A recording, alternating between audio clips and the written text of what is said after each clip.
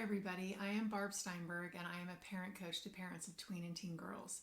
Recently I was having a parent coaching session with a mom that I have worked with for a while, and I really like this mom. She's so dedicated and just so wants the best for her kids, and we were talking about how these days she's really, you can tell, like her fear and her anxiety about watching her two teenagers, one of which is a daughter, lay horizontal for most of the day during the summertime, being on their phones nonstop, what feels like to her 24/7.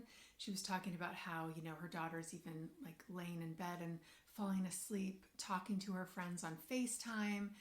And it's just, for her, it feels alarming and really, really worrisome to see them not be as active as she would like. And she was really concerned about her daughter's sleep, because she was saying her friends are like staying up until 3 or 4 in the morning because they can, it's summertime, on the phone. And I don't like it, because then during the day she doesn't even wake up till 1 in the afternoon, and then she wants to take a nap and she doesn't do anything else.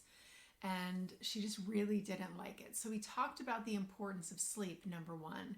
We know that it's important for anyone at any age, but in particular teenagers, having a good amount of sleep, which in the medical world would be between 9 and 13 hours. It's a lot. So a lot of teenagers are getting a lot less than they really need. So with that lack of sleep, it's harder for them to regulate their moods, so they can be more volatile and more moody. It's hard for them to process their day and all the information that comes back at them in the day. That can take place while they're sleeping. We know that there's so many medical and health benefits that are taking place during that time of rest. And so it's really vital. And I know you guys know, you've seen when your teens don't get enough sleep, and they can be a bit of a nightmare the next day, and you're like, please take a nap because I can't take you anymore. So we were talking about the importance of sleep. And so, I'm sorry, I have something in my throat. So we were talking about how important that was and how worried she was. And so we talked about the idea of creating a healthy boundary. And, creating any kind of boundary with a teenager is probably not going to go over well. They don't like boundaries, and their job is to push against boundaries, because they are trying to become independent, grown-up adults with each year that they're aging. And so, of course, they're pushing back. As an adult, they would get to choose if they want to stay up till 3 a.m. and talk on the phone and be tired the next day, right? We all did it. I remember doing that. But right now, at this age and stage, while you are still guiding and influencing them, you get to have a say in the matter. So you might say, sleep is really, really important, daughter of mine, and here's why. It's really important to me. It's important value. I've noticed that you're so much more pleasant and more easy to be around. You seem to smile more and have more fun when you've had enough sleep. So let's talk about coming up with a time that you're going to turn in your phone, and we're going to take it. It's going to be charging in our room at night, because we all know that if you charge it in a common area, they can very easily just walk out of the room and grab their phone. So there can be some, depending on the age of your teen, there can be some negotiation about when that turning in the phone is, right? So a 13-year-old and an 18-year-old would have 2 different times. And they would have different times, whether it's a weekday during the school year or a weekend. With this particular mom, she talked about, I would like her to, if she could even go to sleep at midnight, that would be better.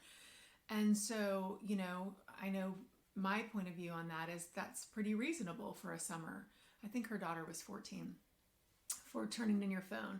And then she said maybe on Saturdays, that can be the night that you can have your phone as long as you want and stay up all night FaceTiming. So this mom was really trying to compromise and trying to look at it from her daughter's point of view and have a give and take there. Her daughter's not going to love it when she presents that boundary of turning the phone in and not having any electronics or screens after midnight. Of course not. And so a lot of us parents, we avoid making those rules and boundaries because we don't want to deal with the wrath that will be coming our way. And trust me, I know it is exhausting, all the wrath that comes. But at the same time, it's important. You know, I think about all the things that we do as parents when we have little infants, right? Up all night feeding them, or when they're sick, and or driving them around so that they'll go to sleep.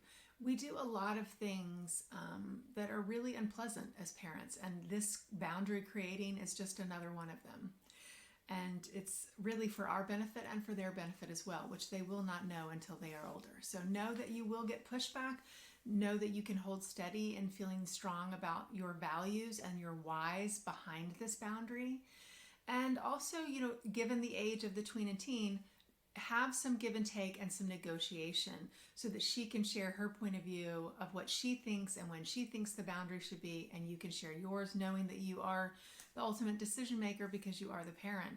But it's very mutually respectful to allow her to be part of that discussion of the boundary.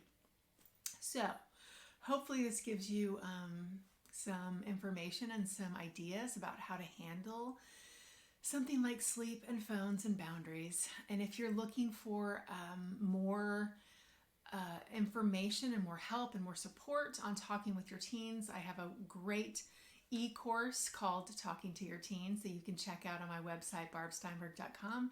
And I also would love to support you with individual parent coaching. So if you'd like that, you can reach out to me and we can really dive into your particular family and your relationship with your daughters and give you some really effective strategies that will help. So that's on barbsteinberg.com. And hopefully you will share this video, like this video below, and I look forward to helping in the future.